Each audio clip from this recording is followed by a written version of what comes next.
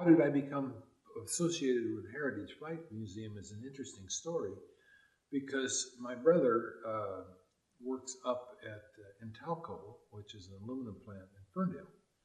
And he happened to be at work one day, and this guy comes by, and he's got a Sky Raider t-shirt on. And Carl says, it was Hal, the mechanic.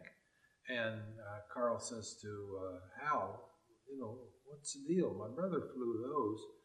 And he is, well, tell me more. And they had a conversation.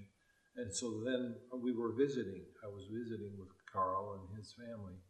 And he says, come on, we're going to go in and meet some people. And so we went into Bellingham. They were at Bellingham at that time. And so met Alan and Greg at that point in time. We got there. He and Carl introduced me to Alan and Greg. And about 2 minutes later, Alan says, okay, you're in that airplane. Carl, you're in that airplane. They put us in the back of their T6s, and away we went. And so that's how... I was flying with Greg, and we were on Alan's wing, and Greg surprised me because we got airborne. He says, you ready? You got it. Well, I hadn't flown a propeller-driven airplane in formation forever, and here I am trying to stay on Alan's wing, and I was surprised at how the feel came back.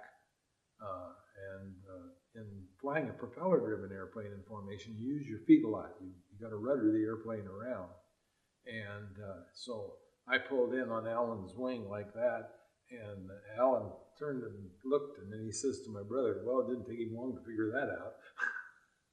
So that's how I became involved with Heritage Flight Museum. And I had my Air Force stuff. And so you have my Air Force stuff because it didn't do me any good to have it in the box.